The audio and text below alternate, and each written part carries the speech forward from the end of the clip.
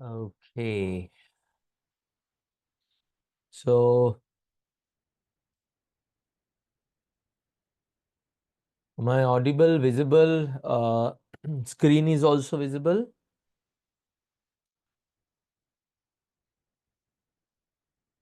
Good afternoon. Good afternoon, Rajesh.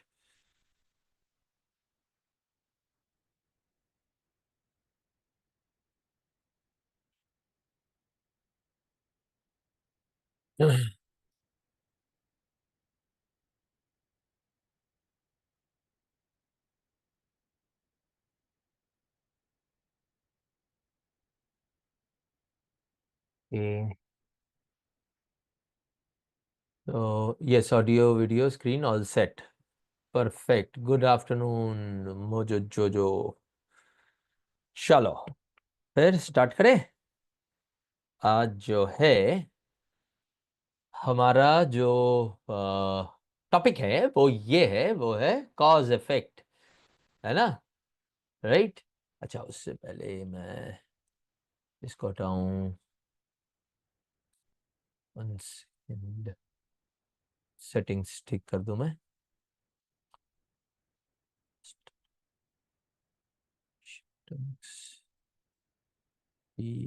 Yes. Perfect. सारे हो गए. यस, सारे हो गए. Yes. Good afternoon Sayan. Good afternoon Himanshu. Right. So today we are going to start or we are going to do something called cause effect. इस तरह के questions आपको बैंकिंग एग्जाम में या for that matter any type of exam जहाँ पे critical reasoning आता है, जो कि आरबीआई ग्रेड भी हो, बैंकिंग के एसबीआई, आईबीपीएस, पीओ क्लर्क, सारी एग्जाम्स में आपको देखने को मिलते हैं.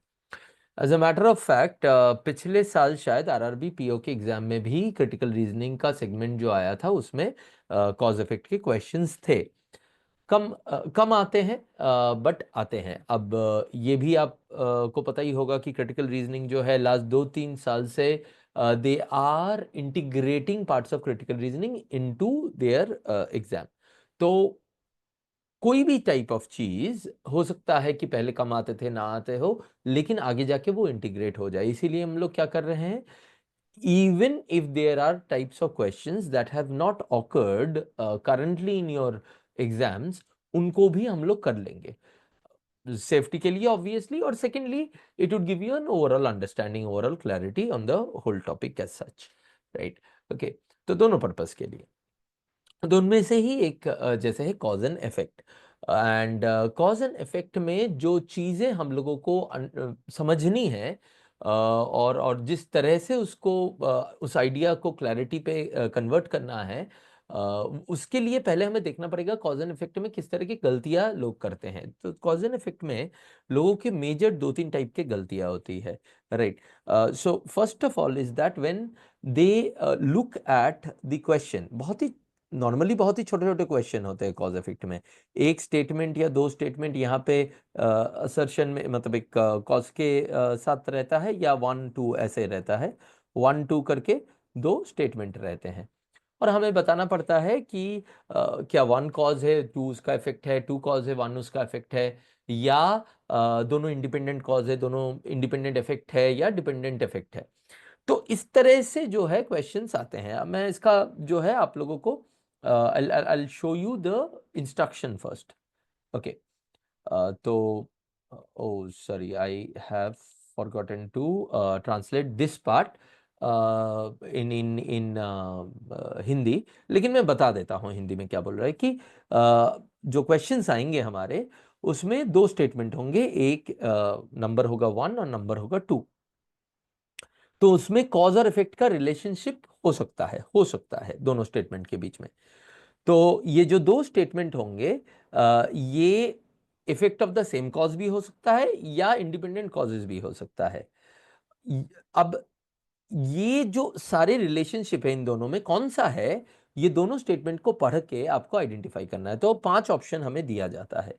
Statement 1 cause, statement 2 effect, statement 2 cause, statement 1 उसका इफेक्ट. राइट.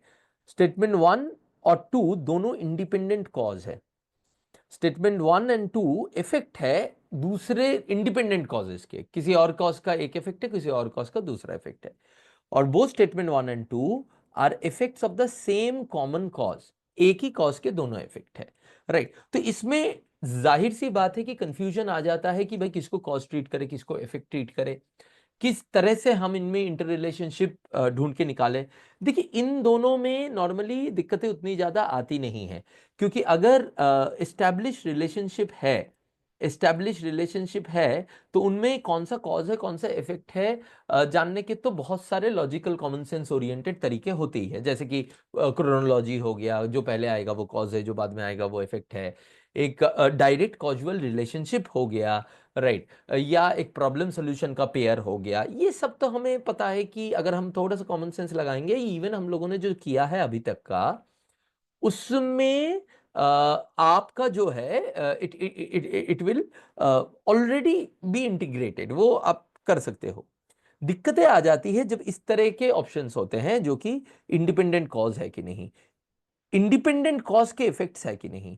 इसमें भी उतना ज्यादा दिक्कत नहीं आता है, पर फिर भी दिक्कतें कभी कभी आ जाता है कि इंडिपेंडेंट कॉज मानूं या उनको इफेक्ट ऑफ इंडिपेंडेंट कॉज मानूं, अगर दो स्टेटमेंट में कोई रिलेशनशिप नहीं है तो ये तो नहीं हो सकता, ये तो नहीं हो सकता है, राइट। बट इन दोनों में भी कौन सा होगा, इसमें कंफ्यूजन आ जाता है। और तीसरे टाइप का कंफ्यूजन आ जाता है कि जब आपका एक ही कॉज का इफेक्ट है तो उसमें इसके और इन दोनों के बीच में एक कंफ्यूजन आने के चांसेस रहते हैं। तो this is how if you look at cause effect, इस तरह से लोगों के अलग अलग पहलुओं पे आपको कंफ्यूजन आता है। तो ठीक है, हाँ दिनेश करेंगे ना, यस ऑब्वियसली करेंगे। और अमित कह रहे हैं sir cause effect is only for PO, ऐसी जरूरी नहीं है। जैसे मैंने अमित आपको कहा कि किसी आरआरबी पीओ के, हाँ मतलब पीओ का ही एग्जाम था, उसमें भी एक क्वेश्चन आ गया था, पर जरूरी नहीं है। अभी हर साल क्वेश्चंस के नेचर में हमें थोड़े से बदलाव दिखते हैं और थोड़े से नए नए चीजें इंटीग्रेट किया जाता है, तो देर इज नो गारंटी कि ये पीओ के लिए काम आएगा या क्लर्क के लिए काम आएगा, कहीं पे भी आ सकता है। It's is there. ओ मुझे जो कहते हैं yesterday sir I gave mock and have done all the questions right, good good very good very good, ये हुई ना बात, चलो बहुत अच्छा। Point C and E repeat one sir. Amit देखो ये है इंडिपेंडेंट कॉज, मतलब दो स्टेटमेंट कॉजेज ही है और दोनों में कोई रिलेशनशिप नहीं है, और ये है effect of some common cause, एक शायद कॉमन कॉज है जो ऑब्वियसली स्टेटेड नहीं भी हो सकता है, हो भी सकता है, पर उनके दो अलग अलग इफेक्ट, राइट। तो ये अलग इस तरह से इन दोनों में डिफरेंस है। ओके गुड यार, आप लोग जब मॉक्स दे रहे हो होपफुली आप उसको अच्छे से एनालाइज कर रहे हो उसके बाद, राइट। और मुझे तो डेफिनेटली लगता है कि इस अगले हफ्ते जब आप लोग एसबीआई क्लर्क मेंस देने जाओगे, you will have a definite edge over others in terms of CR, because उसमें जो आपको जो 7-8 नंबर का बढ़ोतरी मिलेगा ना, वो जो मिनिमम जो आपको वो मिलेगा, अगर ज्यादा क्वेश्चन आए तो 10 नंबर का भी हो सकता है, वो आपके रीजनिंग के स्कोर को डेफिनेटली एक बहुत बड़ा पुश देगा। क्योंकि देखो everything said and done, reasoning में हम लोग पजल जितना भी प्रैक्टिस करके जाए, पजल के नेचर और पजल के उसके हमारा हमारा उस टाइम पे मेंटल फ्रेम के ऊपर बहुत कुछ डिपेंड करता है, हम उस टाइम पे पजल सॉल्व कर पाएंगे कि नहीं, राइट। ओके इवन मतलब आज मुझे भी बिठा दिया जाए किसी एग्जाम में, जैसे याद है मैंने जब लाइव मॉक लिया था तब आप लोगों ने रिक्वेस्ट किया इंग्लिश के बाद सीआर कर दो, तो सीआर मैंने कर दिया, राइट। उसके लिए मुझे कोई तैयारी की जरूरत नहीं है। बट जब अगर आप मुझे बोलते कि सर पजल कर दो, then at that point I would not have been ready with the puzzle, why, because मेरा मेंटल फ्रेम ही नहीं था। ओके तो मेंटल और उसके लिए रेडी होके जाना पड़ता है। मैं इसमें कहीं पे भी ये नहीं बोल रहा हूं कि पजल से डरो, नहीं दोस्तों। कभी कभी ऐसा भी होता है कि हम लोग पजल चूज अगर ठीक से करें तो पता चला कि एक सिटर पजल था 5 नंबर का, वो मिस नहीं होना चाहिए आपसे, ये बात आपको ध्यान में रखनी पड़ेगी। कभी भी आपके आसान क्वेश्चन वो चाहे जहां से भी हो, वो मिस नहीं होना चाहिए आपके। वही हमारा एनालिसिस, मॉक के एनालिसिस का पर्पस भी तो वही है ना, कि you sort of identify the type of questions that are easy to do for you. तो वो नहीं मिस होना चाहिए। बट नॉर्मली हम लोग जो देखते हैं कि मेंस में जो पजल सेक्शन है वो आड़े टेढ़े करके इतने कॉम्प्लिकेटेड बना देते हैं कि 4 out of 5 times we get stuck in it, right. तो हमें कुछ ऐसे स्कोर्स चाहिए जो कि थोड़े से, मैं क्या करूंगा, कहूंगा इनको, थोड़े से ज्यादा श्योर हो, राइट। तो उसमें critical reasoning definitely is one, syllogism definitely हो सकता है, फिर आपका इनपुट आउटपुट, और इनपुट आउटपुट अगर थोड़ा सा डिफिकल्ट भी लगता है, लेकिन कोडिंग डिकोडिंग, इस तरह के डायरेक्शन ओरिएंटेड क्वेश्चन अगर आ जाते even if they are in the puzzle form, still they are normally more doable than pure puzzle kind of। तो मैं ये नहीं कह रहा हूं कि हर टाइप के इस तरह के क्वेश्चन इजी होंगे, उसमें भी डिफिकल्ट इजी होंगे, बट ऑन एन एवरेज। और ये देखने का नजरिया, तरीका और आइडेंटिफाई करने का आपको तरीका आना चाहिए, और उसी के लिए एनालिसिस में इतना जोर देता हूं मैं मॉक के एनालिसिस में, right. Okay, so that is going to be very very so from that context only I am saying कि यार बैंकिंग के एग्जाम में एटलीस्ट, राइट, बैंकिंग हो गया, आरबीआई ग्रेड बी के एग्जाम हो गए, इन 2-3 एग्जाम्स में जो अभी हाल ही में हम लोग देख रहे हैं कि critical reasoning gives you a definite edge over others. एक श्योर मार्क्स तो आपके आ ही जाते हैं, और then you can obviously build over it. ठीक है, हमने देखा था वो लाइव मॉक में हमारा कट ऑफ क्लियर हो गया था सिर्फ सीआर से, तो वो तो ही है। yesterday I got 6 out of 7 correct Himanshu, very good यार, यही यही तो चाहिए। दैट टू मेंस पजल में अमित कहता है कि सर एक पजल में तो 10 मिनट से ज्यादा लग जाता है। हाँ मैं मानता हूँ यार एकदम, और इसमें ना मुझे ना प्रैक्टिकल अप्रोच सही लगता है। इसलिए नहीं कि अगर मैं भी एग्जाम देने जाऊंगा, जबकि मुझे पजल बहुत अच्छा लगता है, बट वो वो घर में पजल सॉल्व करना, उसमें आधा घंटा लगाना, 20 मिनट लगाना is a very different issue. Mental exercises मुझे बहुत पसंद है, पर मैं एग्जाम में वो पहले नहीं करने वाला हूँ। मेंस का जो मैंने लाइव मॉक लिया था अमित, वो है हमारा जो एसबीआई क्लर्क मेंस का जो मास्टर स्ट्रोक का बैच हमने चलाया था फ्री में यूट्यूब पे, उसी प्लेलिस्ट में है, देखना। एक लाइव मॉक मैंने लिया है यूट्यूब पे, है ना। ठीक है, चलो। तो मैंने आप लोगों को बता दिया कि क्या क्या कंफ्यूजन यहां पे होता है। अब इसके इस कंफ्यूजन्स के निवारण भी मैं बता देता हूं ठीक है, पहले मैं इनके निवारण बता देता हूं, पहले मैं इनके सॉल्यूशंस बता देता हूं, and then I will move on to the questions, right. Sayan कह रहा है आई थिंक मेंस में पजल एंड में करना चाहिए। यार देख लो, वो आप एक बार आप तो एनालिसिस कर ही रहे हो ना। इफ योर इन्फरेंस इज कि तुम्हारा स्कोर मेंस के रीजनिंग सेक्शन में पजल को एंड में करने से बेटर आ रहा है, एंड बाकी क्वेश्चंस को जो है पहले अटेम्प्ट कर लेने से, तो डेफिनेटली गो फॉरवर्ड। पर कोई भी चीज पे जाओगे, एक बेसिक टाइम लिमिट अपने दिमाग में रखना दोस्तों, क्योंकि अगर आपने एक बेसिक टाइम लिमिट अपने दिमाग में नहीं रखा ना, आपको पता नहीं चलेगा कि आप कब टाइम को किल कर रहे हो, और you are ending up reducing your chances of success. उसमें एक एक चीज इसमें जाने से पहले सायन ने क्योंकि ये बोला, मेरे दिमाग में भी आया, ये देखो ये इंटरेक्शन करते करते ही तो दिमाग में आ जाता है ना। जैसे क्रिटिकल रीजनिंग के क्वेश्चंस में आपको क्या करना चाहिए, अगर आर्ग्यूमेंट बेस्ड रीजनिंग है, ठीक है, अलग अलग लोगों का अलग अलग होगा, पर अगर आर्ग्यूमेंट बेस्ड रीजनिंग है, ज्यादा से ज्यादा 2 मिनट, ज्यादा से ज्यादा 2 मिनट, अगर उसमें आपको उसका क्रक्स, उसका mind map, flow chart, whatever, जिस तरह से भी आप उसको समझते हो, जैसे मैंने आपको कहा था कि ये देख लो, वो देख लो, वो सारा अंडरस्टैंडिंग अगर आपको क्लियर नहीं है, अंडरस्टैंडिंग अगर क्लियर नहीं है, तो लीव इट। ठीक है, राइट। सीआर के लिए ये कह सकता हूं, नॉर्मली अगर आपका ठीक ठाक प्रैक्टिस और आपकी अंडरस्टैंडिंग अच्छी है, तो ये 1 मिनट में भी हो सकता है। 1 मिनट से कम में सीआर नहीं, आप चूज कर सकते हो ये करना चाहिए या नहीं करना चाहिए, पर 2 मिनट मैक्सिमम, सो 1 से 1.5 मिनट का मैं मान के चलता हूं। ठीक है, राइट। अब उसके बाद इसका मतलब मैं कभी भी ये नहीं बोल रहा हूं कि 2 मिनट में आपका क्या कहते हैं क्वेश्चन सॉल्व हो जाएगा। 2 मिनट में अंडरस्टैंडिंग हो गया और 1 से 2 मिनट लगेगा उसको सॉल्व होने में, ज़्यादा से ज़्यादा अगर अंडरस्टैंडिंग क्लियर है। फिर ऑप्शन एलिमिनेशन है, ऑप्शन को चेक करना है, उसमें भी तो टाइम लगते हैं ना, right. So 3 minute is the ideal time for every CR question.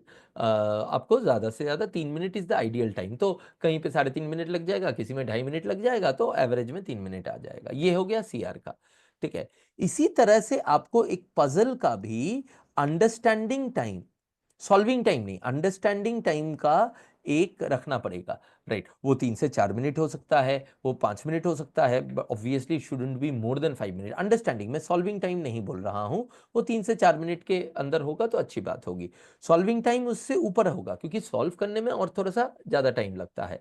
अब इसमें ये रिस्क हमेशा रहता ही है कि आपने आइडेंटिफाई किया कि आपको ये समझ में आ गया, लेकिन सॉल्व करते वक्त, सॉल्व करते वक्त आपका टाइम ज्यादा लग गया, राइट, ठीक है। तो वो हो ही सकता है, मतलब जैसे किसने बोला, शायद अमित ने बोला ना कि 10 मिनट का टाइम हर पजल में लगता है, तो डेफिनेटली 10 से 12 मिनट का टाइम जो है, मैं टोटल टाइम की बात कर रहा हूं। लेकिन छोड़ना है या करना है, वो 3 मिनट, प्रेफरेबली 3 मिनट में आपका आइडेंटिफाई होना चाहिए। और CR के केस में वो 1 से 1.5 मिनट में हो तो वो बेहतर है, 1 से 1.5 मिनट में हो तो बेहतर है। मुझे जो जो कहते हैं सर क्लर्क के क्वेश्चंस के लिए 1 से 1.5 मिनट बहुत है। हाँ हाँ, वही तो मैंने बोला ना, मैं क्लर्क स्पेसिफिक नहीं बोल रहा था, मैं बोल रहा था कि इवन PO में भी अगर आपको ये हो तो ज्यादा से ज्यादा, मतलब वो that is the maximum limit, 2 minute maximum limit है, उससे ऊपर तो जाने का कोई सेंस ही नहीं है अंडरस्टैंडिंग के लिए।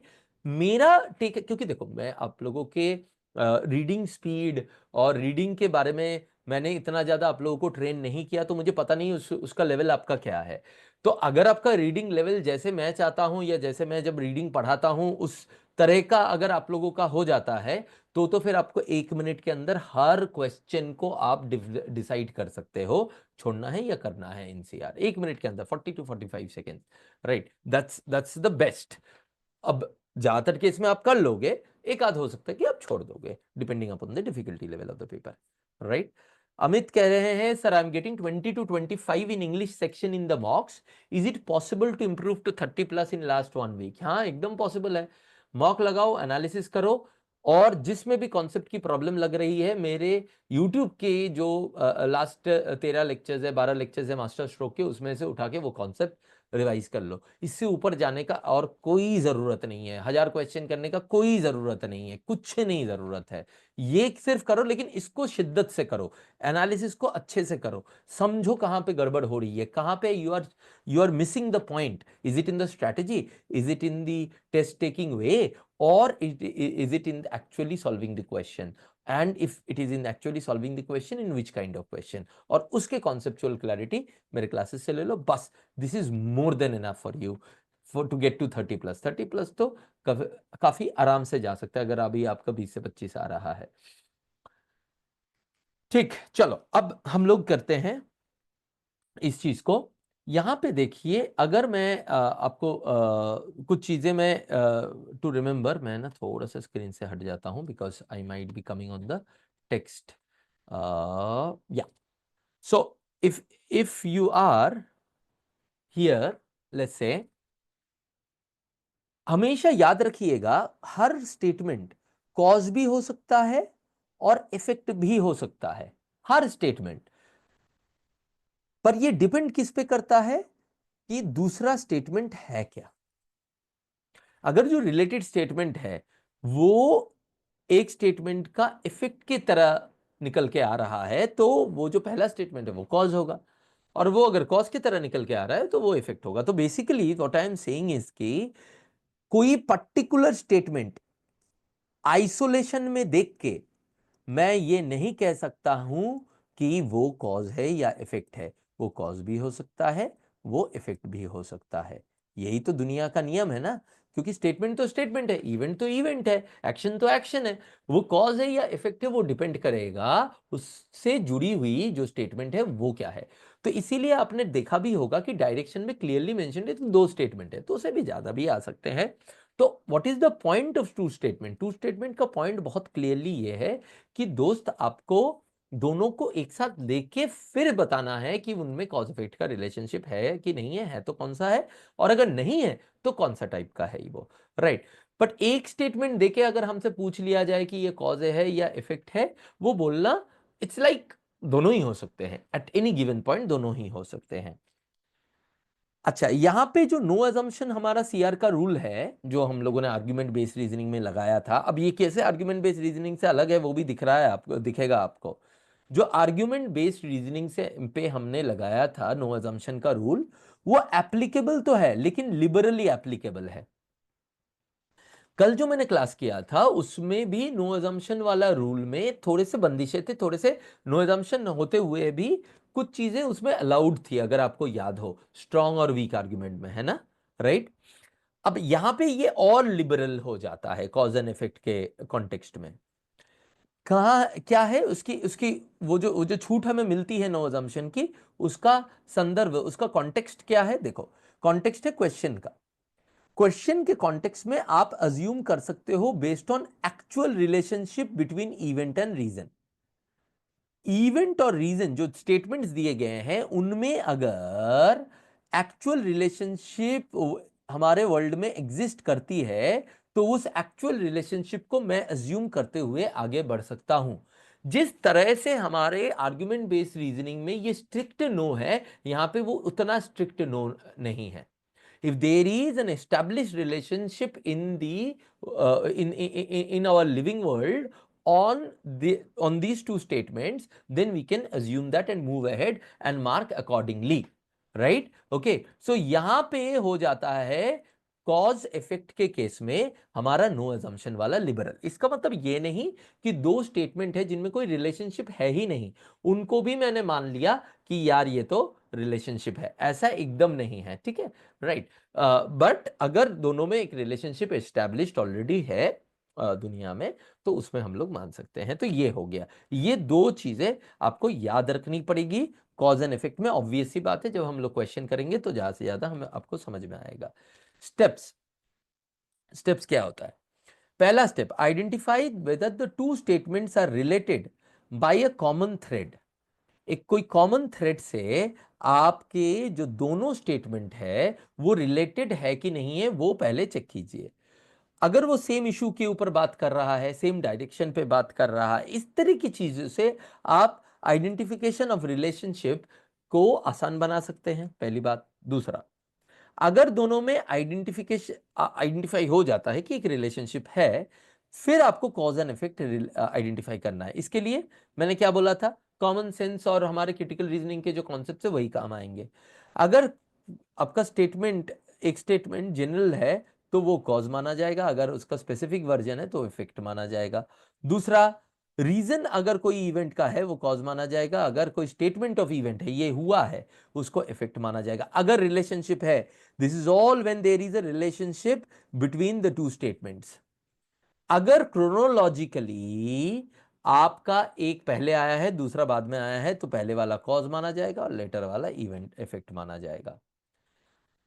अगर अगर कोई कॉज इफेक्ट रिलेशनशिप एस्टेब्लिश नहीं कर सके ये तीनों तरीके से, तो इसका मतलब हो जाएगा कि it is the E option, that is effect of the common cause.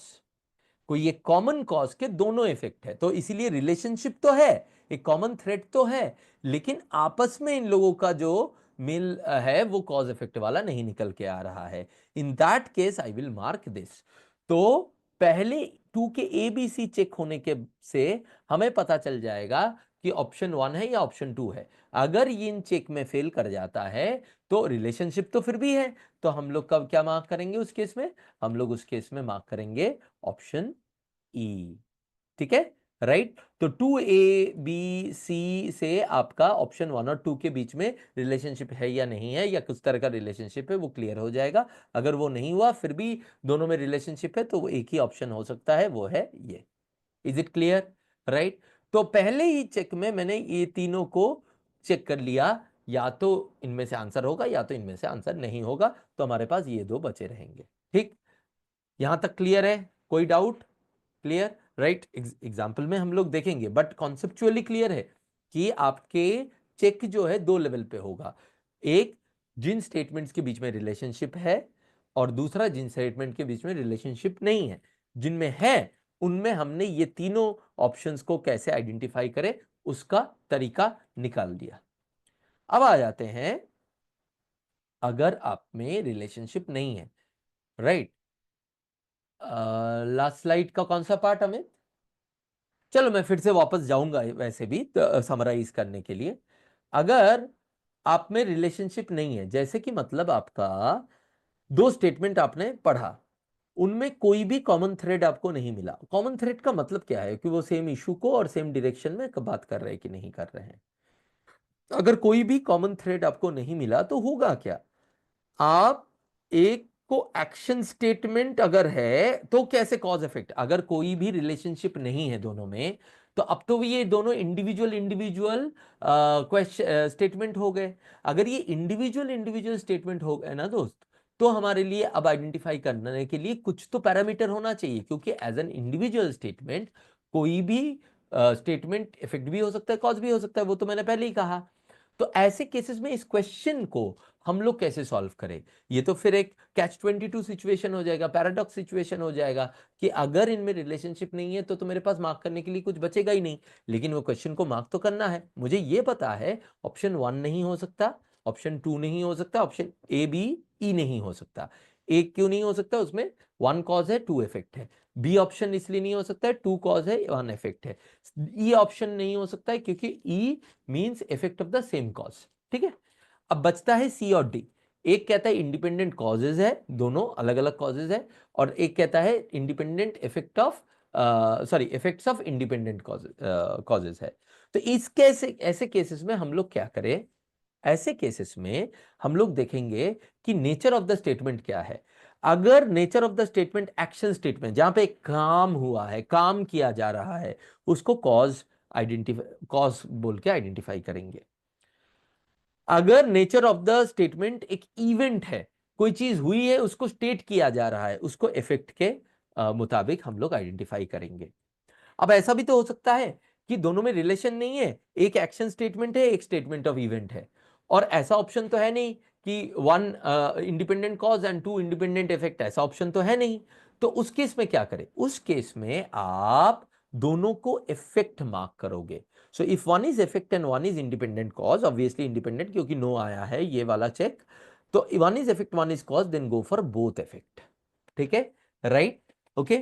अब मैं वापस जाऊंगा पिछले वाले स्लाइड पे जहां पे हम लोगों ने हमारे सारे जो प्रॉब्लम्स है उनको डिस्कस किया था। मैंने क्या बोला था कि बच्चों में प्रॉब्लम 3 तरह के होते हैं। पहला प्रॉब्लम होता है कि उनको रिलेशनशिप दिख जाता है लेकिन कौन सा कॉज है कौन सा इफेक्ट है नहीं दिखता है। कभी कभी ये भी दूसरा प्रॉब्लम ये होता है कि आपको रिलेशनशिप दिखने के बावजूद भी इन इन दो सेट में और इसमें क्या अंतर है वो नहीं समझ में आता है, राइट, ओके। अच्छा, पहला एक ओरिजिनल प्रॉब्लम ये भी था कि हर एक स्टेटमेंट को वो पहले कॉज है या इफेक्ट है देखने की कोशिश करते, वो जो नहीं करना है, पहले दोनों स्टेटमेंट को पढ़ना है, पहले ये देखना है स्टेप वाइज कि उनमें रिलेशनशिप है कि नहीं। उसके बाद option number A, option number B और ऑप्शन नंबर ई में से कौन सा रिलेशनशिप है वो आइडेंटिफाई करना है, वहां मार्क करना है। फर्ज करो उनमें कोई रिलेशनशिप नहीं है, रिलेशनशिप दिखता कैसा है, दिखता है कि सेम टॉपिक के ऊपर बात कर रहा है और सेम डायरेक्शन के ऊपर बात कर रहा है, उसी टॉपिक के उसी डायरेक्शन के ऊपर बात कर रहे हैं। तो अगर नहीं दिखता है तो हम लोग क्या करेंगे, हम लोग इन दोनों में से एक को चूज करना पड़ेगा। इन दोनों में से अगर एक को चूज करना पड़ेगा तो हमारा थंब रूल क्या कहता है कि अगर दोनों एक्शन स्टेटमेंट है तो वो इंडिपेंडेंट कॉज यानी कि सी वाला ऑप्शन होगा। अगर दोनों इवेंट स्टेटमेंट है तो वो इफेक्ट होगा ऑफ इंडिपेंडेंट कॉजेज यानी कि डी वाला ऑप्शन होगा। पर दिक्कत ये भी आ सकती है कि एक एक्शन स्टेटमेंट हो इंडिपेंडेंट और एक इवेंट स्टेटमेंट हो इंडिपेंडेंट। ऐसे केसेस में आपको दोनों को इंडिपेंडेंट कॉज के इफेक्ट मानने पड़ेंगे, दैट इज डी वाला ऑप्शन मानना पड़ेगा, राइट। अब ये पूरा फ्लो चार्ट आपके दिमाग में क्लियर हो गया। कॉन्सेप्चुअली क्वेश्चन में करेंगे तो और क्लैरिटी आएगी, लेकिन करना क्या है, पहला step identify, first step identify relationship, ठीक है। दूसरे स्टेप में इफ यस टू स्टेप में इफ यस तो कॉज इफेक्ट आइडेंटिफाई करो, अगर नहीं हुआ तो डी मार्क करो। कॉज इफेक्ट आइडेंटिफाई हुआ तो ए या बी में से मार्क होगा, सॉरी ई मार्क करो, ठीक है, ए या बी में से मार्क होगा, कॉज इफेक्ट आइडेंटिफाई हो गया। तो अगर टू का दूसरा वर्जन, टू का 2 1 और 2 2 कि दोनों में कोई भी रिलेशनशिप हमें दिखा ही नहीं, तो उस केस में अगर एक्शन स्टेटमेंट है तो आप सी मार्क करोगे, और अगर इवेंट स्टेटमेंट है तो आप डी मार्क करोगे, और अगर एक एक्शन और एक इवेंट स्टेटमेंट है उस केस में भी आप डी ही मार्क करोगे। फ्लोचार्ट क्लियर है? हाँ, अगर क्लियर है सीएलआर डालो। अमित क्लियर है? आपने पूछा था। Suresh clear, very good, right. Flow chart clear है। अब इसको हम अप्लाई करेंगे, ऑब्वियस सी बात है। हिमांशु क्लियर है, very good very good, clear है। राकेश क्लियर बोल रहे हैं, good good. Vasanti clear, that's great. Now will move on to Dinesh once क्या। अब आप क्वेश्चंस देखो देखो, अब फिर क्लियर होगा। याद रखना दिनेश, आंख बंद करके ये सोचो, पहला आपका स्टेप है कि दोनों में रिलेशनशिप है कि नहीं, कोई कॉमन थ्रेड से हम इनको जोड़ सकते हैं कि नहीं है, राइट। सेम इशू के बारे में बात कर रहा है कि नहीं, सेम डायरेक्शन के बारे में बात कर रहा है कि नहीं। अगर रिलेशनशिप निकल गया दिनेश, तो आपको पहले आइडेंटिफाई करना है कि उनमें कॉज और इफेक्ट का रिलेशनशिप है कि नहीं। ये तीनों को चेक, ये 3 चेक मार के, ये 3 चेक के बारे में हमने पहले भी हमारे आर्गुमेंट बेस्ड रीजनिंग में बात किया था, वही यहाँ पे भी काम आ रहा है। देखो, इसीलिए बेसिक से करने का फायदा देख रहे हो, ये सारे हमने ऑलरेडी कर लिया था, राइट। अब अगर इनमें कॉज इफेक्ट रिलेशनशिप नहीं आया तो ए और बी, अगर आ गया तो ए और बी में से कोई एक आंसर होगा। अब अगर कॉज इफेक्ट नहीं आया तो फिर भी रिलेशनशिप तो है, तो इसका मतलब वो दोनों इफेक्ट है कॉमन कॉज के, और वो ई आंसर आ जाएगा। अगर इनमें कोई रिलेशनशिप नहीं है तो एक्शन स्टेटमेंट कॉज होगा, स्टेटमेंट ऑफ इवेंट इफेक्ट होगा, और अगर एक इफेक्ट है और एक कॉज है तो दोनों को इफेक्ट माना माना जाएगा। समझ में नहीं आया है ना? Amit sir, .3 if no there was 3 points, right. हाँ, यही तो 3 पॉइंट था ना, ये वाला, ठीक। चलो, अब पहला question on your screen now. Clear Dinesh? Very good. अब पहला question on your screen now, बताइए।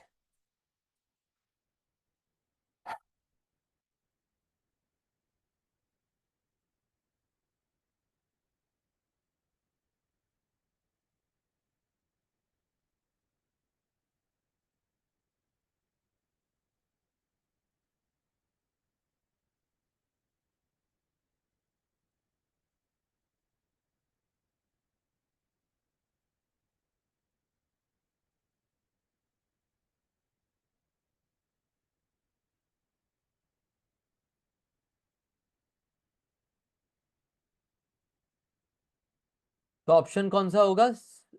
वसंती इज सेइंग ए।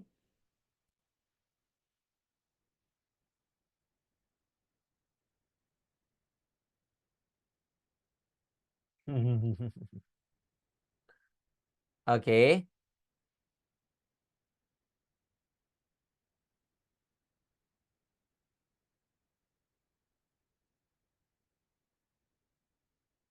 तो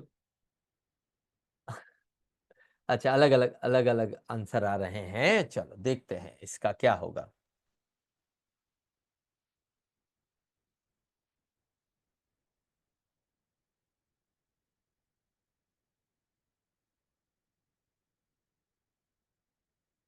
एक बात बताओ, all the schools in the area had to be kept closed for most part of the week, right? Or many parents have withdrawn their children from the local schools. अब यहां पे आपको relationship क्या दिख रहा है? दोनों स्कूल्स के बारे में बात कर रहे हैं, लोकल स्कूल्स के बारे में बात कर रहे हैं, बट और क्या रिलेशनशिप दिख रहा है आपको? ऑप्शन ऑप्शन में बता देता हूं। ऑप्शन है 1, ए है 1 कॉज 2 इफेक्ट, ठीक है। बी है 2 कॉज 1 इफेक्ट, ठीक है। सी है both independent cause, okay. D है इफेक्ट ऑफ इंडिपेंडेंट कॉज, और ई है इफेक्ट ऑफ कॉमन कॉज। ठीक है, जिनको ऑप्शन भूल गया, ये है ऑप्शन। अब मुझे ये बताओ, इसमें रिलेशनशिप कहां से मिला आपको? क्योंकि सिर्फ लोकल स्कूल्स की बात कर रहा है, इवेंट के डायरेक्शन में भी तो रिलेशनशिप होना चाहिए ना। मैंने क्या बोला था? एक ही चीज के बारे में बात होनी चाहिए और इवेंट के बीच में रिलेशनशिप होना चाहिए। तो स्कूल एक चीज के बारे में बात कर रहे हैं, बट जब हम लोग कॉज इफेक्ट की बात कर रहे हैं तो यार उनके इवेंट में भी तो रिलेशनशिप होना चाहिए ना। अब यहां पे many many parents withdrawn children their children from local schools, or all the schools in the area had to be kept closed for most part of the week. School किसी एक हफ्ते में पूरा 3-4 दिन बंद होना और पेरेंट स्कूल से बच्चों को निकाल लेना, ये दोनों इवेंट में आपको रिलेशनशिप दिख रहा है? कुछ भी दिख रहा है? थोड़ा सोच के बताओ दोस्तों, सिर्फ स्कूल स्कूल देख के मत करो। अभी इतने सारे क्लासेस हमने कर लिया, और वो यूट्यूब जैसे स्टूपिड लॉजिक मत लगाओ कि स्कूल है सर इसीलिए लिंक कर दिया, तो मुझे दुख होगा ना यार। अरे दोनों की इवेंट में कोई रिलेशनशिप है क्या? नहीं है। तो यार ये ए बी ई में से तो हो ही नहीं सकता ना दोस्त, कोई रिलेशनशिप नहीं है, सिर्फ स्कूल वो है। Right, okay. टॉपिक मतलब स्कूल के इश्यूज सारे ही थोड़ी ना रिलेटेड होते हैं। तो अब हमारे पास ऑप्शन बचता है सी और डी का। सी और डी में क्या होगा? बहुत अच्छा क्वेश्चन है, पहले क्वेश्चन में ही मैंने तुम्हें थोड़ा सा गूगली दिया। Right, very good Himanshu, very good Suresh. देखो इसमें क्या है, ये स्टेटमेंट है इवेंट स्टेटमेंट, बरोबर? राइट। ये स्टेटमेंट है एक्शन स्टेटमेंट। इवेंट स्टेटमेंट होता है इफेक्ट, एक्शन स्टेटमेंट होता है कॉज। राइट। और जब एक इंडिपेंडेंट इफेक्ट हो और एक इंडिपेंडेंट कॉज हो तो क्या मार्क करना चाहिए? क्या मार्क करना चाहिए? बोलो बोलो बोलो। Which one? So what will be your answer? Suresh और हिमांशु ने दे दिया है, और बाकी what will should be your answer? D, D. Dinesh, E was, yes D is the answer. Correct Pooja, correct Rajesh.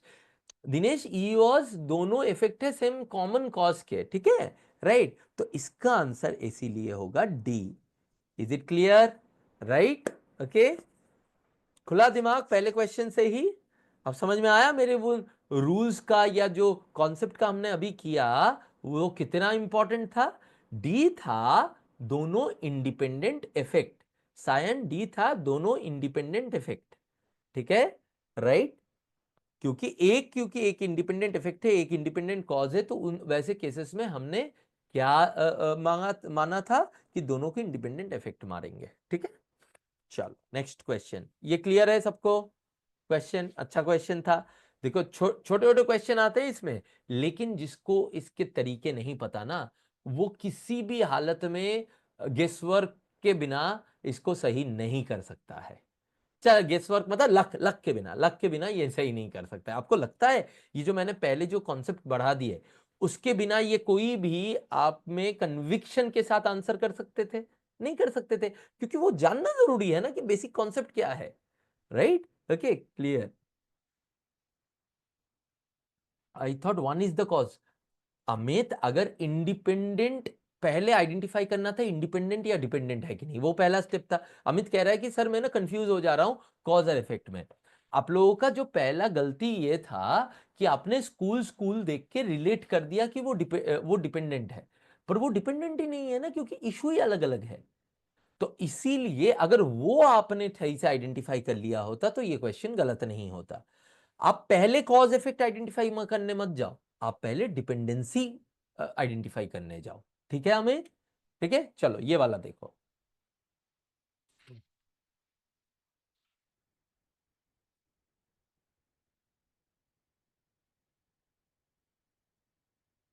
पहला चेक क्या है? डिपेंडेंसी है या नहीं है।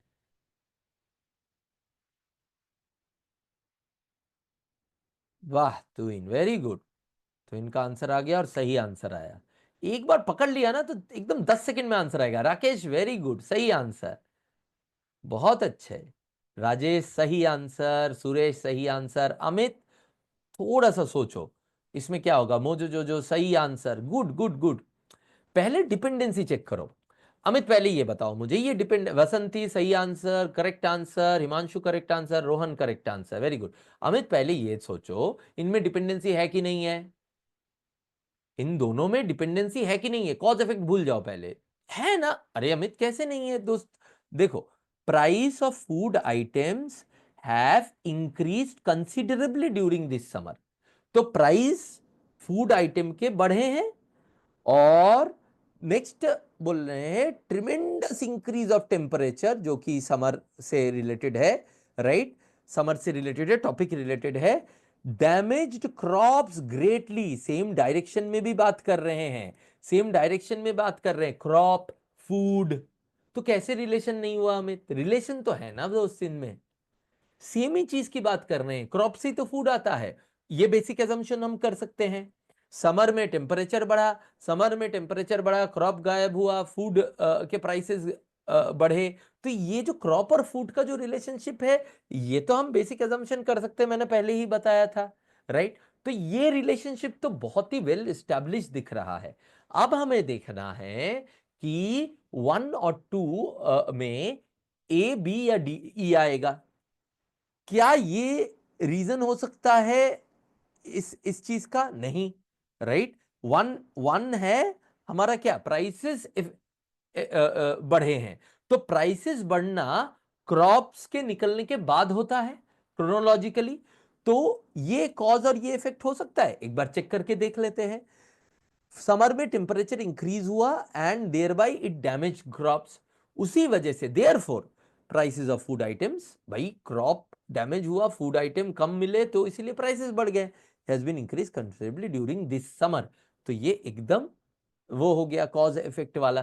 तो क्रोनोलॉजी से भी दे सकते हो, प्रॉब्लम स्टेटमेंट, सॉरी रीजन और स्टेटमेंट से भी दे सकते हो, किसी भी तरह से देख सकते हो। ये कॉज और इफेक्ट का पेयर बनता ही बनता है, राइट। तो यहां पे आपका आंसर होगा बी, मतलब 2 cause 1 effect,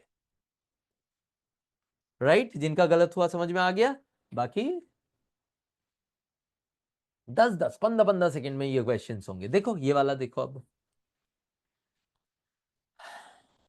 got it Gumit, very good.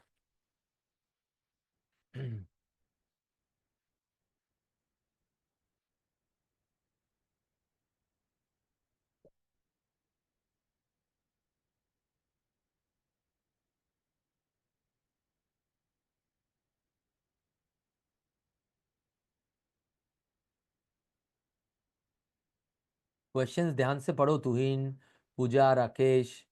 एक पार्ट तो आपने सही आइडेंटिफाई किया, लेकिन आंसर में फिर आपने गड़बड़ कर दिया। राजेश बहुत सही, बहुत सही, very good. Sign effect of 2 different effect मतलब क्या हुआ, समझ नहीं आया। ऐसा तो कोई ऑप्शन नहीं था। अमित नहीं नहीं नहीं, थोड़ा सोचो, दिनेश सोचो। ओके चलो, देखते हैं इसमें। Vasanti very good, Rakesh very good, सही answer. Suresh no, it's not the right answer. Let me explain, right.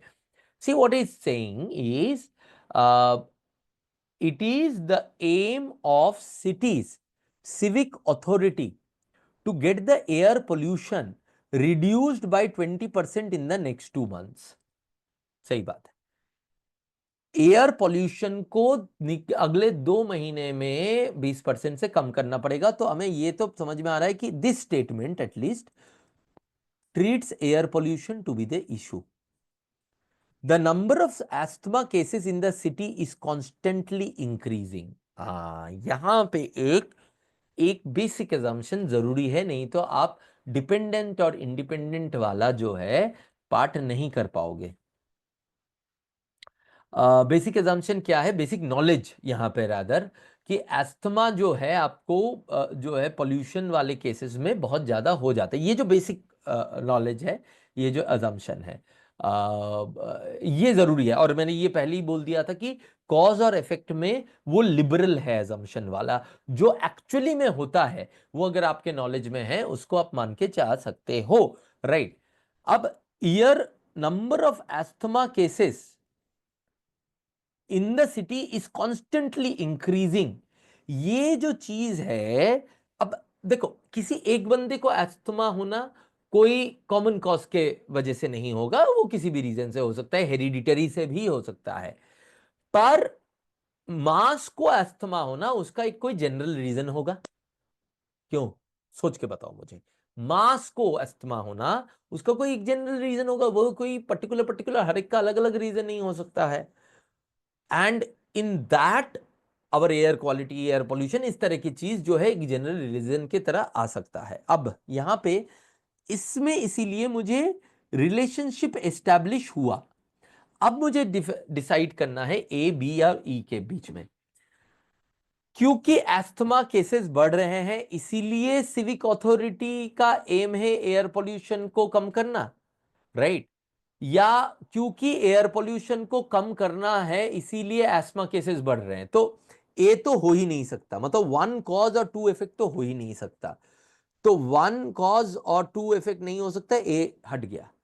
अब हमारे पास ऑप्शन बचता है बी और ई, दोनों effect of the same common cause, और एक कॉज और दूसरा इफेक्ट। अगर आप देखोगे इसका जो कॉज है वो एयर पोल्यूशन है, ठीक है। इसका भी कॉज एयर पोल्यूशन है अगर हम लोगों ने जनरल कोई वो माना। तो अगर मुझे ये करना है कि नंबर ऑफ एस्मा केसेस के वजह से सिटी सिविक अथॉरिटी को 20% नेक्स्ट 2 महीने में कम करना है, ये लिंक इतना स्ट्रांग नहीं बन रहा है। जबकि अगर मैं बोलूं एयर पोल्यूशन बढ़ रहा है इसके वजह से सिटी सिविक अथॉरिटीज उसको कम करना चाहता है, एयर पोल्यूशन बढ़ रहा है इसके वजह से आपका एस्मा केसेस बढ़ रहे हैं, राइट। ओके, तो ये मेक्स मोर सेंस। तो between B seem to be a very good option, but when you have an option between B and F E, then E makes more sense. उसका और एक reason भी है कि दोनों जो है स्टेटमेंट ऑफ इवेंट है एक तरह से, स्टेटमेंट ऑफ इवेंट है एक तरह से, राइट। ओके, तो उसके वजह से भी हम लोग ई को ज्यादा चूज करेंगे ओवर बी। ए तो हो ही नहीं सकता, बी और ई में डाउट था, करेक्ट डाउट था। लेकिन अब हमने चूज कैसे किया ई को बी के ऊपर, अब ये क्लियर है। So therefore E would be the answer in this case, ठीक है। Yes Dinesh, E would be the answer. Suresh, वाह, वेरी गुड, क्लियर, ठीक। नेक्स्ट,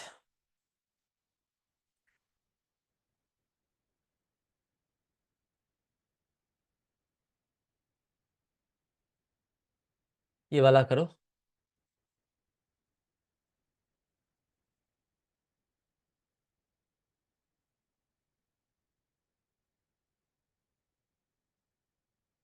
देख सायन, अगर ऑप्शंस याद नहीं है तो तुम आंसर बॉक्स में ये लिखो कि देखो 5 ही तो ऑप्शन है, या तो वन कॉज है टू इफेक्ट है, two cause vice versa, two cause है वन इफेक्ट है।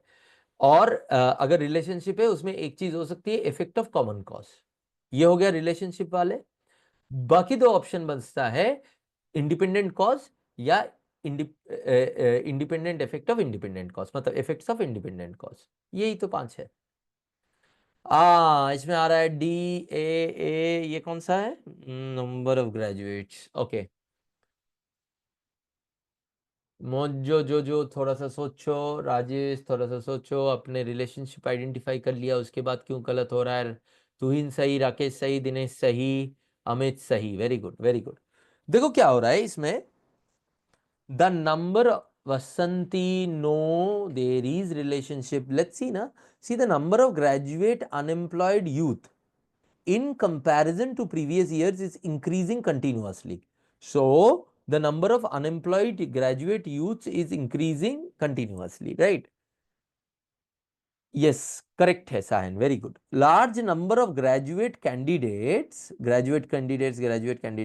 submitted application against an advertisement for some posts of clerk issued by an organisation. तो जॉब रिलेटेड बात हो रही है, यहाँ पे जॉबलेसनेस बढ़ रहा है, बात कर रहे हैं। Here they are talking about that the joblessness is increasing, and here they are talking about a specific case where it's mostly an example of what has been given here is in general।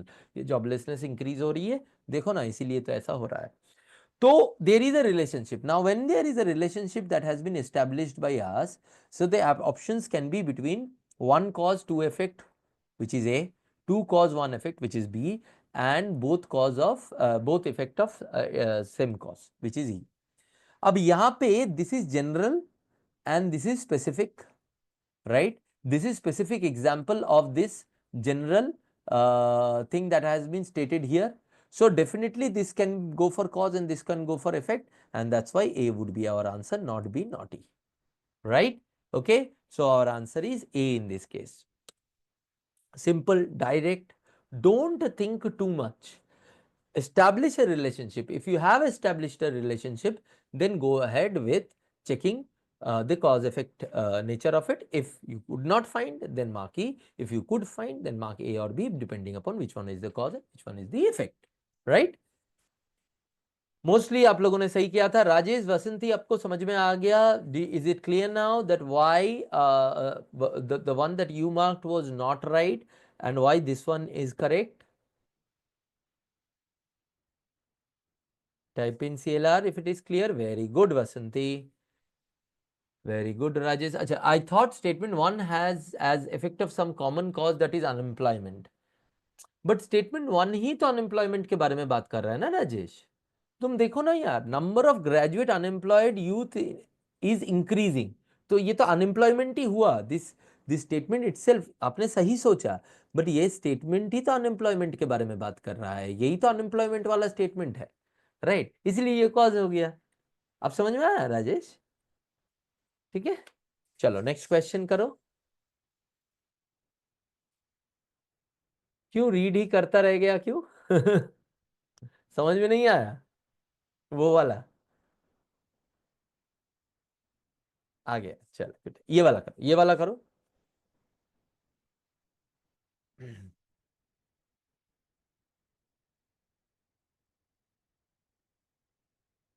वाह, very good Sion, पढ़ा और answer आ गया 10 second से भी पहले। Good good, और सही भी है।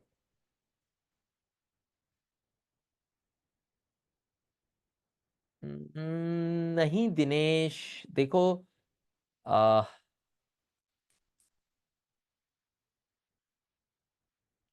अच्छा मैं थोड़ा सा आपको ये बता दूं। कोऑपरेटिव सोसाइटी चलता कैसे? कोऑपरेटिव सोसाइटी चलता है, एक बेसिक एजम्पशन भी नहीं है, बेसिक नॉलेज है।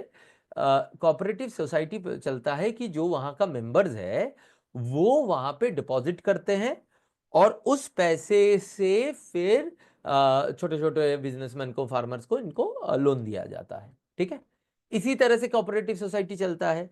तो कुछ लोग और इसके बदले में कोऑपरेटिव सोसाइटी जो लोग उनके वहां पे पैसे देते हैं उनको इंटरेस्ट देते हैं, और जो लोन लेते हैं, फार्मर हो गया या दूध वाले हो गए, जितने भी इस तरह के लोग हैं, वो कोऑपरेटिव सोसाइटी से जो लोन लेते हैं उसको किश्तों में थोड़े से बहुत इंटरेस्ट के साथ वापस देते हैं। ये है ना कोऑपरेटिव का सिस्टम। इस सिस्टम की अगर थोड़ी सी भी आइडिया हो तो क्या आंसर करोगे? नहीं मोजो, जो डी नहीं होगा फिर कैसे डी होगा? ज्यादा सोच रहे हो, राइट? दिनेश देखो ना, देख क्या बोल रहे हैं। Local cooperative credit society has decided to stop giving loans to farmer with immediate effect. भाई अभी उसने लोन देना बंद कर दिया। अब लोन देना बंद कर देने का मतलब क्या है? पैसे नहीं रहना, या कुछ और, मतलब पैसे नहीं रहने रहेगा कोई बैंक या सोसाइटी के पास तो ही तो लोन देना बंद करेगा, राइट? अब मुझे ये देखना है कि पैसे नहीं रहना वाला जो क्या बोलते हैं उसको, रीजन जो है वो हमारा है कि नहीं है। A large number of credit society members have withdrawn major part of the deposit from the credit society. अब भाई अगर डिपॉजिट ही हम लोगों ने वापस ले लिया तो पैसे कहां से होंगे उनको पास लोन देने के लिए? ये तो मतलब प्योरली कॉज इफेक्ट रिलेशनशिप है जिसमें ये कॉज है और ये इफेक्ट है। कोऑपरेटिव से पैसे ले लिए गए, जिन्होंने डिपॉजिट किए थे वो वापस ले लिए, उसकी वजह से कोऑपरेटिव के पास पैसे नहीं रहे और लोन नहीं दे पाया। ठीक है, राइट। बी है, अब क्लियर है, कोई डाउट? जिन्होंने भी अलग मार्क किया था, बाद में आप लोगों ने चेंज कर दिया था, ज्यादातर लोगों ने आपने, right, Dinesh, Rakesh very good, Tuhin very good, मतलब सबने ही लगभग चेंज कर दिया था। जिन्होंने चेंज नहीं किया था, जिन्होंने सी या डी मार्क किया था, उनको भी क्लियर है कि ये क्यों बी है। It's a clear direct relationship. देखो, पहले जो क्वेश्चन में, पहला क्वेश्चन जो स्कूल वाला क्वेश्चन है, उसमें हमने टॉपिक को सेम होते हुए भी रिलेशनशिप एस्टेब्लिश इसलिए नहीं कर पाए क्योंकि दो अलग अलग चीजों के बारे में बात कर रहे थे। कोई पर्टिकुलर एक हफ्ते में, तुम स्कोप देखो ना, तो कोई पर्टिकुलर एक हफ्ते में अगर स्कूल 2 दिन 3 दिन बंद हो रहा है, उससे पेरेंट्स स्कूल से निकाल लेके जा रहे हैं, ये दोनों में तो बड़ा ही फर्क होता है ना, दोनों में फर्क है, स्कोप का ही फर्क है। पर जब हमारा टॉपिक सेम है और सेम ही चीज के पीरियड के बारे में बात कर रहा है, जैसे समर समर फार्म के वाले में, राइट, कोऑपरेटिव सोसाइटी पैसे देने और लेने के बारे में बात कर रहा है, तब तो हम उनमें रिलेशनशिप एस्टेब्लिश कर पा रहे हैं ना।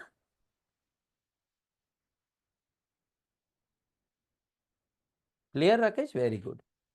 अच्छा, Amit sir, one request, can you explain option C and option D and E once more. देख भाई, ऑप्शन डी और ई में कोई फर्क ही नहीं, रिलेशनशिप ही नहीं है, उसको कंफ्यूज ही मत कर दो।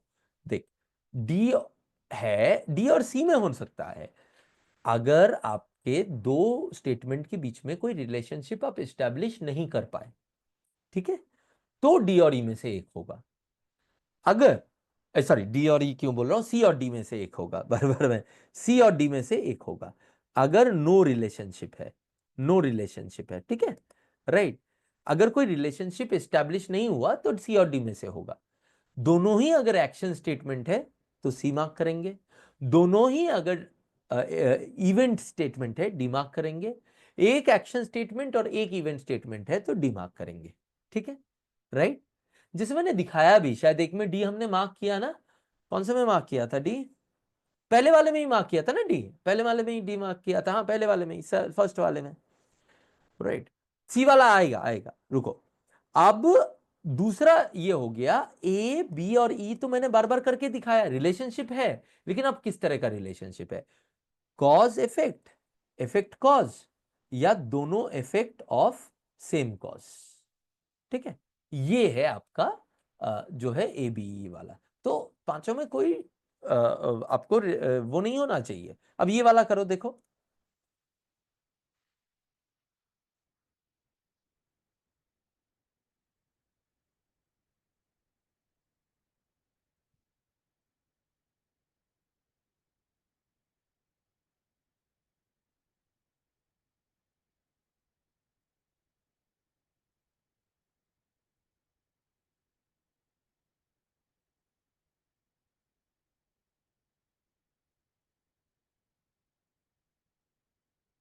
हम्म।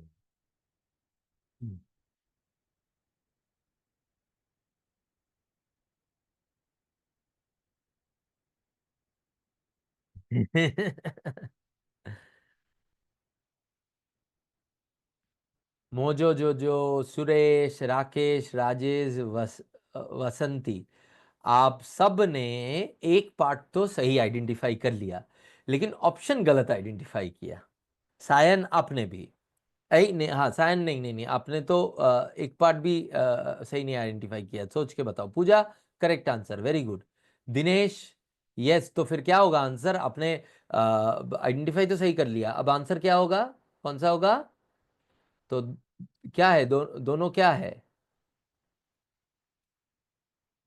यस मुझे जो जो, यस तुहीन, नहीं हिमांशु, सोच के बताओ। अरे दोस्त, अच्छा पहले बताओ, पहले रिलेशनशिप चेक करे दोस्त। This year the farmers are selling their kharif crops directly to the retail stores then the government agencies. तो फार्मर जो लोग जो है अपने जो खरीफ के जो क्रॉप है, वो गवर्नमेंट को ना बेच के रिटेल को बेच रहे हैं, ठीक है। अब दिस ईयर फार्मर्स, ये ईयर रिलेशनशिप है, फार्मर फार्मर रिलेशनशिप है, taking loans from banks rather than from individual money lender. यार लेकिन इशू तो अलग अलग बोल रहा है, एक्टर सेम है, ईयर सेम है लेकिन इशू अलग है। ये क्रॉप बेचने की बात कर रहे हैं, ये पैसे लेने की बात कर रहा है। वो स्कूल वाले जैसा है, इवेंट अलग अलग है। दोनों में कोई रिलेशनशिप तो नहीं है। रिलेशनशिप है क्या दोस्तों? No relationship, right. अब नो रिलेशनशिप अगर हुआ, हिमांशु, नहीं देखो, नो रिलेशनशिप अगर हुआ तो आपका आंसर सी और डी में से एक होगा, है ना दोस्त? सी और डी में से एक होगा। अब मुझे देखना क्या है कि दोनों एक्शन स्टेटमेंट है या दोनों इवेंट स्टेटमेंट है। फार्मर्स आर सेलिंग, एक्शन या इवेंट बोलो, टाइप करो। एक्शन या इवेंट, ए या E? Action action action, action statement, very good. Similarly farmers are taking loans, ये भी तो एक्शन स्टेटमेंट है। दोनों अगर आपके पास एक्शन स्टेटमेंट है तो आपका ऑप्शन क्या था? C, both cause. दोनों एक्शन मतलब बोथ कॉज, बोथ कॉज मतलब सी ऑप्शन, राइट। ठीक, yes Himanshu, now you are correct. ठीक, देखा कैसे, कितना कितना इंपॉर्टेंट होता है वो कॉन्सेप्ट की, दोनों एक्शन आए तो कैसे करना है, दोनों इवेंट आए तो कैसे करना है, राइट। ओके, चलो very good, yes C is the correct answer. Clear?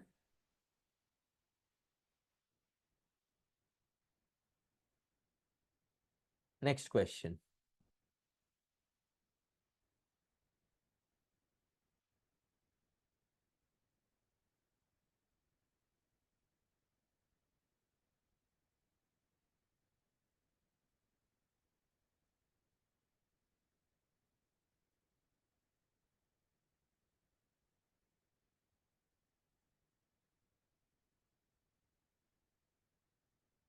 Oh, answer आ गया।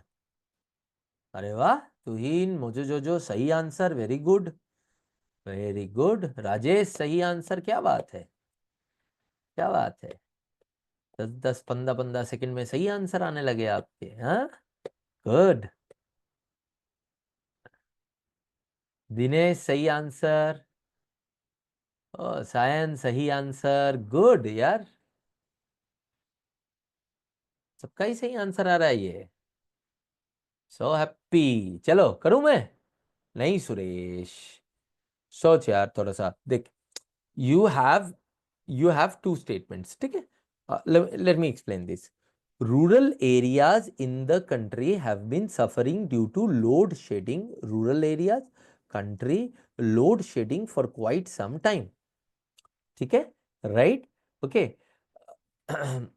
अब देखना है कि इस पे रिलेशनशिप है कि नहीं। If the power crisis is not overcome by the government, load shedding will be extended even to the urban areas.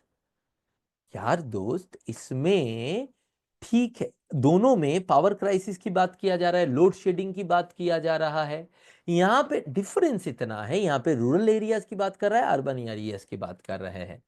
जैसे दोनों के सारे टॉपिक सेम होने के वजह से दोनों में रिलेशनशिप एस्टेब्लिश नहीं होता है, जैसे स्कूल वाले में हमने देखा, वैसे ही दोनों में कोई चीज डिफरेंट है इसकी वजह से उनमें रिलेशनशिप नहीं होगा, ऐसा भी तो जरूरी नहीं है ना। यहां पे ही देख लो, तुम इसको ना वो ना फॉर्मूला की तरह मत देखो, कॉन्टेक्स्ट को देखो, कॉन्टेक्स्ट क्या है, मेन कॉन्टेक्स्ट क्या है। ठीक है, रूरल एरिया में पहला स्टेटमेंट रूरल एरिया में इफेक्ट दिखा रहा है या कुछ दिखा रहा है, बट मेन कॉन्टेक्स्ट है लोड शेडिंग, मेन कॉन्टेक्स्ट है पावर क्राइसिस, राइट। तो लोड शेडिंग रूरल एरियाज में होता है बहुत ज्यादा, वो वन है। लोड शेडिंग अगर कुछ नहीं किया गया अर्बन एरियाज में भी होगा, ये दूसरा है। तो दोनों में रिलेशनशिप है या नहीं है? बहुत डेफिनेटली है ना, कॉन्टेक्स्ट को देखो। सुरेश अमित, रिलेशनशिप नहीं दिख रहा है? एकदम एक बहुत तगड़ी रिलेशनशिप दिख रही है। अब अगर रिलेशनशिप है, हाँ अब समझ में आ गया। अब अगर रिलेशनशिप है तो ए बी में से कौन सा होगा? अब प्रॉब्लम यह है कि रूरल एरियाज में लोड शेडिंग ज्यादा होता है, उसके वजह से पावर क्राइसिस है, उसके वजह से लोड शेडिंग अर्बन एरिया में होगा नहीं। अच्छा, पावर क्राइसिस अर्बन एरिया में हो सकता है, उसके वजह से रूरल एरिया में होगा नहीं, ये भी नहीं होगा। तो एक वन कॉज टू इफेक्ट नहीं हो सकता, टू कॉज वन इफेक्ट नहीं हो सकता है, बचा क्या? सिर्फ ई। दोनों इफेक्ट है सम कॉमन कॉज के, राइट, ओके। दोनों इवेंट स्टेटमेंट भी है और दोनों इस वजह से जा भी सकते हैं, और वो कॉमन कॉज हमें पता चल गया कि पावर क्राइसिस ही होगा, बट नहीं भी पता करोगे तो भी आप एलिमिनेशन के हिसाब से ए बी ई में से ई को मार्क कर सकते हो, राइट? ओके, ठीक है। ऑब्वियस सी बात है, यहां पे आपको कॉमन कॉज पावर क्राइसिस समझ में आ गया। बट अगर नहीं भी आता है तो भी ए और बी, सॉरी 1 और 2 में कॉज इफेक्ट रिलेशनशिप नहीं है, वो आपको समझ में आ जाता है। रिलेशनशिप है ये आपको समझ में आ जाता है, उसकी के बेसिस पे आप ई मार्क कर सकते हो। Correct Amit, correct Basanti, E is the answer. चलो नेक्स्ट।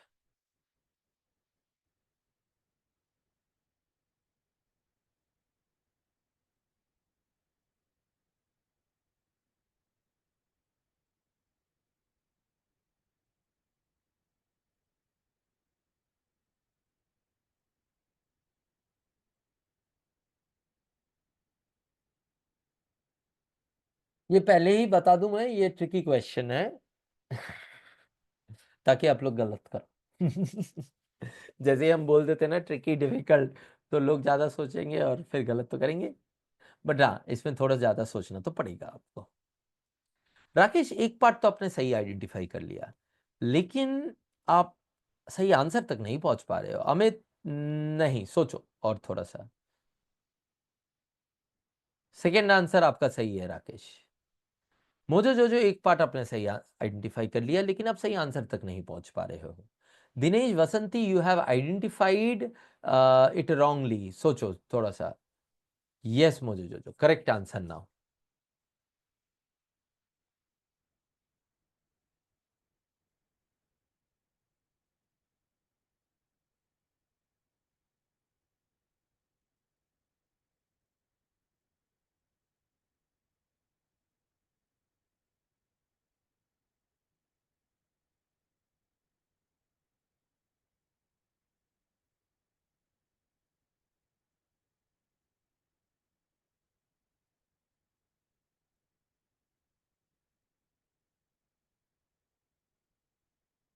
तुहिन एक पार्ट सही आइडेंटिफाई किए हो, लेकिन आंसर सही नहीं है। पूजा सही आंसर, वसंती सही आंसर, दिनेश चूज करो बताऊं क्यों? यस, ऑब्वियसली उन दोनों में से एक आंसर होगा। चलो मैं बताता हूं अभी, है ना। राजेश सही answer, good. As a consequence of high inflation, the private colleges have doubled the tuition fees in the current year to meet their expenses. ठीक है, तो हाई इन्फ्लेशन के वजह से ये कॉज है, ये इफेक्ट हुआ है। तो जब एक ही सेंटेंस में कॉज इफेक्ट दोनों आ जाते हैं, ये मैंने जानबूझ के नहीं बताया था आपको पहले, क्योंकि सब कुछ बता दूंगा तो आपको समझ में भी नहीं आएगा। तो अगर एक एक ही पहले हम लोग रिलेशनशिप एस्टैब्लिश कर लेते हैं, फिर मैं बताऊंगा। Similarly, the government have not increased, government medical colleges have not increased their fees despite price rise। तो प्राइस राइज तो यहां पे भी हुआ है, लेकिन उन्होंने फीस इंक्रीज नहीं किया है। ठीक है, तो पहली बात तो रिलेटेड है या नहीं है? प्राइस राइज इन्फ्लेशन रिलेटेड है। मेडिकल कॉलेजेस की बात हो रही है या गवर्नमेंट प्राइवेट कॉलेजेस, और इधर मेडिकल कॉलेजेस की बात हो रही है। यहाँ पे मेडिकल कॉलेजेस की बात हो रही है, यहाँ पे प्राइवेट कॉलेजेस की बात हो रही है, यहाँ पे गवर्नमेंट मेडिकल कॉलेजेस की बात हो रही है। बहुत तगड़ा रिलेशनशिप तो नहीं है, तगड़ा रिलेशनशिप नहीं है। अलग अलग चीजों की बात कर रही है, लेकिन हाँ, हाई इन्फ्लेशन दोनों जगह पे सेम है। पर जहां पे रिलेशनशिप एकदम मात खा जाती है वो है इफेक्ट पे। यहां पे इफेक्ट है ट्यूशन फीस बढ़ाना, यहां पे प्राइस राइज की वजह से सेम डायरेक्शन पे इफेक्ट जा रहा है, यहां पे उल्टा इफेक्ट है फीस को ना बढ़ाना। तो दोनों सेम डायरेक्शन में तो है ही नहीं, तो दोनों में रिलेशनशिप तो हो ही नहीं सकता है। तो दोनों में रिलेशनशिप नहीं हो सकता है, सी और डी में होगा। अब दोस्त यहां पे बात आती है कि यार ये दोनों जो है इफेक्ट है या कॉजेज है, इंडिपेंडेंट कॉजेज है या इंडिपेंडेंट इफेक्ट है। इतना, जब आपके पास दो कॉज भी है और इफेक्ट भी है एक ही स्टेटमेंट में, तब हम उस पूरे चीज को एक स्टेटमेंट ऑफ इवेंट मानते हैं, यानी कि इफेक्ट मानते हैं। क्या मानते हैं? इफेक्ट मानते हैं, राइट। वही चीज यहाँ पे भी होती है, डिस्पाइट प्राइस और उन्होंने नहीं बढ़ाया है। तो अगर हम, क्योंकि अब देखो ना, इफेक्ट का मतलब क्या है? इफेक्ट का मतलब ये होता है कि एक चीज हुई है या नहीं हुई है, वो किसी वजह से हुई है नहीं हुई है। मैंने कॉज को ऑलरेडी स्टेट कर दिया, तो ये जो पूरी चीज है वो तो एक सिंगल इवेंट हो गया ना, तो वो सिंगल इवेंट को फिर हम लोग इफेक्ट मानने लग जाते हैं। तो अगर हमने इफेक्ट माना तो मेरा इंडिपेंडेंट कॉज ना होते हुए वे इंडिपेंडेंट इफेक्ट होंगे। तो that is why and independent effect क्यों होंगे? Though there is a relationship between की ये कॉलेजेस है, ये है, लेकिन हमने पहले ही स्टैब्लिश कर लिया था कि इनके डायरेक्शन में कोई रिलेशनशिप नहीं है, दो अलग अलग डायरेक्शन में जा रहे हैं। तो सी और डी में दोनों इंडिपेंडेंट इफेक्ट है, तो डी होगा हमारा आंसर। ठीक है, डी होगा हमारा आंसर। सही बात, जिन्होंने भी डी मार्क किया है एकदम सही, वेरी गुड, समझ गए। ठीक है, इंटरेस्टिंग क्वेश्चन था। हाँ दिनेश कहता है वाह, ठीक, समझ में आया अब दिनेश, क्लियर है? चल यार, अब लास्ट क्वेश्चन करेंगे आज के दिन का। आप लोगों ने तो कॉज एंड इफेक्ट एकदम फटाक से पकड़ लिया। नॉर्मली ये मुझे नॉर्मली ये हमें एक क्लास में करीब करीब 1.5 से 1.25 घंटा लगता है ये सारे क्वेश्चंस, बट आप लोगों ने तो जल्दी कर दिया, वेरी गुड यार, बहुत अच्छा बहुत अच्छा। इसका मतलब ये 440 वाला वोल्ट जो है सही में काम कर रहा है, हैं?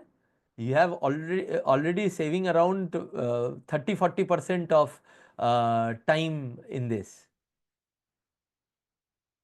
कोई बात नहीं यार, अगर तुम्हें डिफिकल्ट लगता है अमित, उसी लिए तो ये क्वेश्चंस है ताकि आप समझ सको।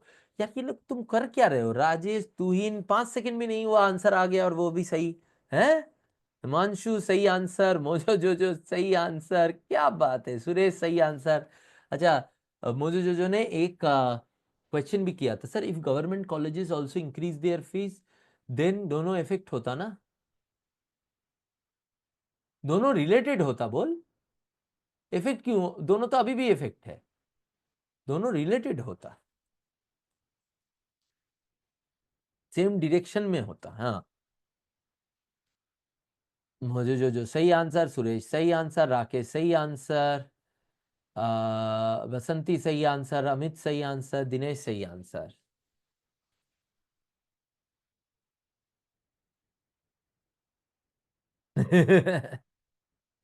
If I am not wrong, Rajesh बोल रहा है ये मुझे जो नाम अच्छा लगा, मतलब ये if I am not wrong, ये निखिल ने अपना नाम चेंज करके मोजो जो रखा है, क्योंकि यूट्यूब में भी एक दिन इसी ने बोला था। Correct me if I am wrong, but मुझे ऐसा लगता है, यस देखा, मैं मुझे पता था यूट्यूब में भी ये इसी नाम से आता है। आज मैंने वो ऑफ करना रह गया कि रीनेम नहीं कर सकता, तो इसकी वजह से उसने रीनेम कर दिया अपना नाम। चल, हिमांशु बोल रहा है कि पिछले वाले में फिर ई होता आंसर, सर हाँ ई होता फिर आंसर, सही सही सही सही बोला। हाँ, ये वाले पे आते, ये तो सबने ही सही किया, मैं क्या ही एक्सप्लेन करूं। अब तो मतलब रिडंडेंट लग रहा है मुझे एक्सप्लेनेशन करना है यार, मतलब 10-10 सेकंड के अंदर सारे क्वेश्चन सही। Most of the steel producing companies in the country have made considerable profit during the last financial year, right? अच्छा ठीक है, स्टील प्रोड्यूसिंग कंपनीज ने बहुत सारा प्रॉफिट किया लास्ट फाइनेंशियल ईयर में, अच्छी बात है।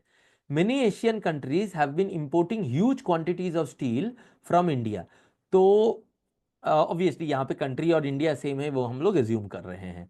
स्टील की बात कर रहे हैं, स्टील की बात कर रहे हैं, और सेम डायरेक्शन में भी है, एक्सपोर्ट ज्यादा हो रहा है, सेल ज्यादा हो रहा है टाइप्स, राइट। अब अगर रिलेटेड है तो रिलेटेड तो है भाई, अब रिलेटेड है तो ए बी ई में से प्रॉफिट कब होता है? जब सेल्स ज्यादा होता है, राइट। तो ये जो है वो कॉज हो सकता है और ये इफेक्ट हो सकता है, राइट, ओके, ठीक है। तो इन्होंने प्रॉफिट बनाया है, ये स्टेटमेंट ऑफ इवेंट है, तो इफेक्ट हो गया।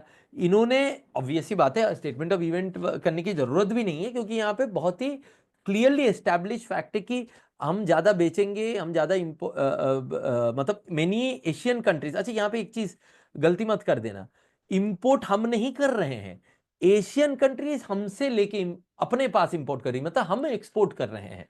तो अगर हम एक्सपोर्ट कर रहे हैं तो हमारा फायदा हुआ ना, हमारा सेल्स बढ़ा, तो that's why we have made profit. तो ये कॉज इफेक्ट है, और which obviously is B is the answer. ठीक है,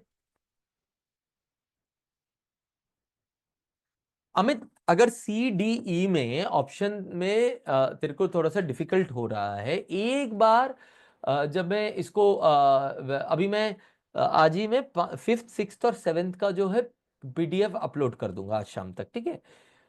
एक बार इन क्वेश्चंस को खुद फिर से रिविजिट करके, अगर मेरे मेरे कुछ पार्ट को आपको एक बार रिविजिट करना है तो एक बार देखना, ठीक है। और देख के एक बार ट्राई करना, because there is no confusion between CDE. तुम्हें सीडीई में इसलिए कंफ्यूजन हो रहा है क्योंकि पहला चेक में तुम कहीं ना कहीं फेल हो रहे हो। रिलेशनशिप है या नहीं है? क्योंकि अगर रिलेशनशिप है तो ए बी होता है, रिलेशनशिप नहीं है तो सी डी होता है। तो ई और सी डी एक ही सांस में तो आएगा ही नहीं ना दोस्त। तो ये जो है वो कहीं तुम ना रिलेशनशिप एस्टेब्लिश करने में अनसक्सेसफुल हो रहे हो, उसकी वजह से ये डाउट आ रहा है। एक बार ये वो क्लियर हो जाएगा तो आपको सीडीई में कभी डाउट नहीं होगा। एबीई में डाउट हो सकता है, सी वर्सेस डी हो सकता है, बिकॉज दैट्स बट नेचुरल। वो उसमें भी सी और डी में ज्यादा डाउट होता है। हाँ एग्जैक्टली exactly, दिनेश वही कह रहा था कि दिनेश कह रहा है कि हाँ सर, ए बी ई और सी और डी इनमें इशू हो सकता है। Yes, when the statement, Himanshu कहते हैं when the statement is not going in the are not going in the same direction, then C it's C D. Yes, एकदम C या D।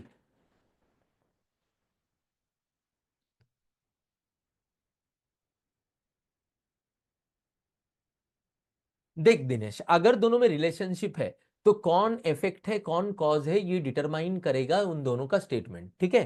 तब हमारा स्टेटमेंट ऑफ इवेंट और एक्शन स्टेटमेंट इतना ज्यादा काम नहीं आता है। ये मैं फिर बता दूं। हमारा एक्शन स्टेटमेंट और स्टेटमेंट ऑफ इवेंट वाला रूल तब काम आता है जब दोनों में रिलेशनशिप नहीं है, जब दोनों को हमें इंडिपेंडेंटली ट्रीट करना पड़ेगा। जब डिपेंडेंटली ट्रीट करना पड़ेगा तब तो आएगा ही नहीं ना, क्योंकि तब तो एक रिलेशनशिप ऑलरेडी एस्टैब्लिश्ड है ना। ठीक। Any other question? कोई भी और क्वेश्चन बताओ। राजेश बोलते हैं sir, is it possible that a statement can be either cause और इफेक्ट और at the same time and both are correct in their sense? ये समझ नहीं आया राजेश।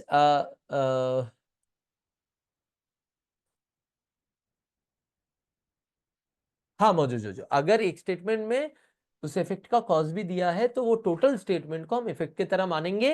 अगेन मैं इसमें एक चीज बार बार बोल दूं कि ये ए वर्सेस बी के चॉइस में उतना काम नहीं आएगा।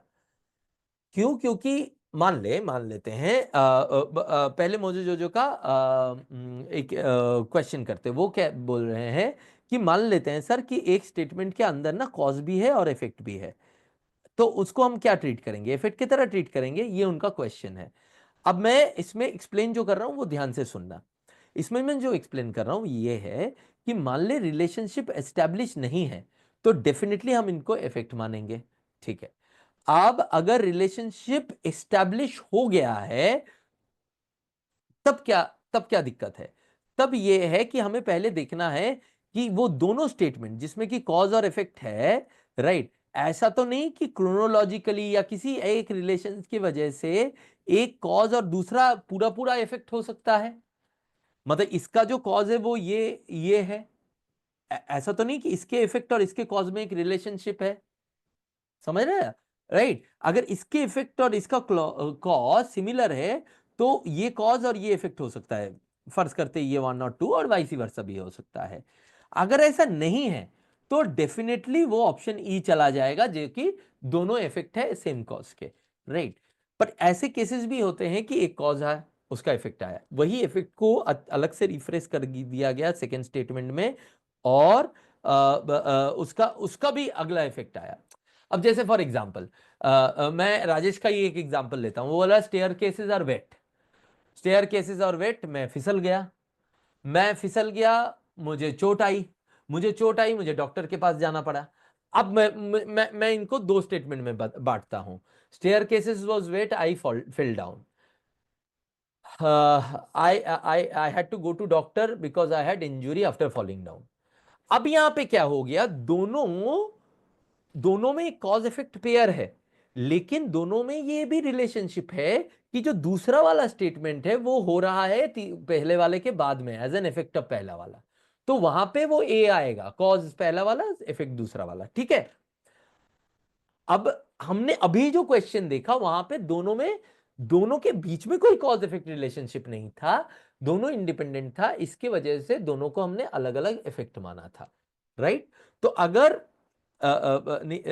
मुझे जो का वो जो क्वेश्चन था वो एकदम ऑन द पॉइंट था कि अगर दोनों में कॉज इफेक्ट है और रिलेशनशिप नहीं है तो दोनों के इफेक्ट मानना है, बट अगर रिलेशनशिप है तब हमें लॉजिक यूज करनी पड़ेगी। Is it clear, right? अच्छा, एक बार सी डी ई और एक बार एक्सप्लेन कर दीजिए। If A statement is provided, Amit बोलता है, if A statement is providing a problem it is an effect, right? Problem, हाँ, स्टेट किया जा रहा है, when the particular problem is listed. हाँ, एक्शन, ये इंडिपेंडेंट केसेस में अमित एक्शन स्टेटमेंट को हम कॉज मानेंगे, इवेंट स्टेटमेंट जहां पे कुछ हो रहा है उसको हम इफेक्ट मानेंगे, ठीक है।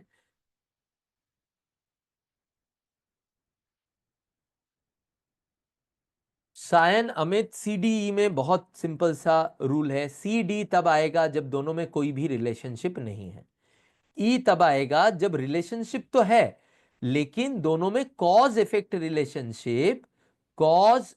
रिलेशनशिप एस्टेब्लिश नहीं कर पा रहे हैं, यही है, ठीक है, राइट।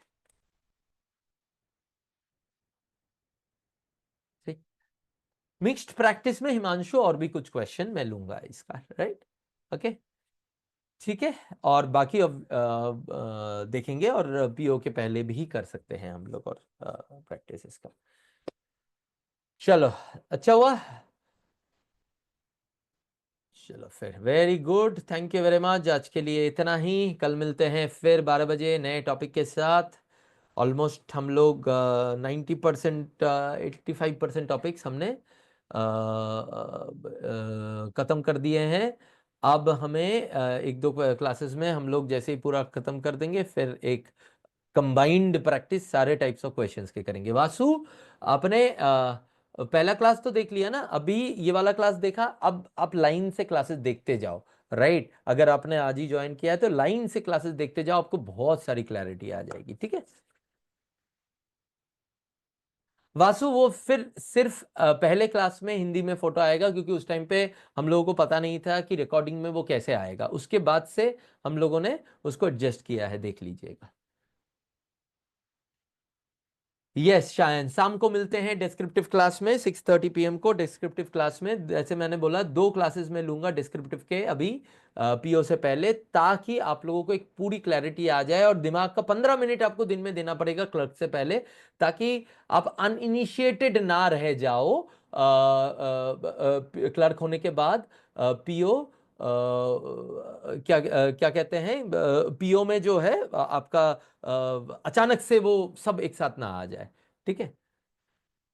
तो 15 मिनट आपको देना है, 4-5 दिन बस। तो उसके बाद मैं क्लर्क के बाद ही फिर रीस्टार्ट करूंगा ये बैच, राइट, ओनली 2 क्लासेस। कर सकते हो मुझे जो क्लर्क के बाद ज्वाइन, लेकिन एक चीज याद रखना, जो हम लोग ये 2 क्लासेस में करेंगे उसके एक्सरसाइजेस जो है कर कर लेना थर्ड क्लासेस से पहले, बिकॉज वो रिलेटेड होंगे, है ना, ठीक, राइट। रोहन, इवेंट और एक्शन में, इवेंट मतलब एक स्टेटमेंट ऑफ इवेंट, इवेंट और एक्शन में कैसे डिवाइड करेगा? कुछ करा जा रहा है, he did something, government did something, ये सारा एक्शन हो गया। इवेंट हो गया कि ऐसा हुआ है, ओके, तो वो स्टेटेड है, स्टेटमेंट है, तो वो इवेंट हो गया, है ना। तो इट वॉज सीन की 20% rise was seen in inflation, event हो गया, ठीक रोहन। नहीं वासु, अभी इंग्लिश के जो यूट्यूब वाले क्लासेस हैं वो तो अभी सारे हम लोगों ने कर लिए हैं, अभी उन्हीं को आप रिवाइज कर लो, that is more than enough. आज शाम को जो 6:30 PM वाला क्लास है वो डिस्क्रिप्टिव पेड बैच का क्लास है, राइट। डिस्क्रिप्टिव पेड में आज और परसों ये दोनों दिन हम लोग एक एक घंटा मिलेंगे टू आइडेंटिफाई वो चीजें जो आप लोगों को ध्यान में रखनी है जब क्लर्क मेंस की तैयारी कर रहे हो, तब भी आपको वो काम आएगी। कुछ चीजें ऐसे बताने वाला हूं जो कि क्लर्क मेंस में भी काम आएगी। तो वो क्लास है डिस्क्रिप्टिव का, शाम को यूट्यूब पे नहीं है, ठीक है। चलो, thank you very much, bye bye.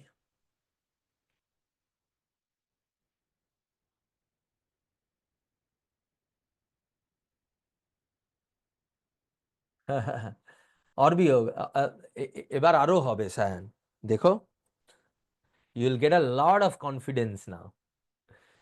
चलो, thank you everyone, good day, bye.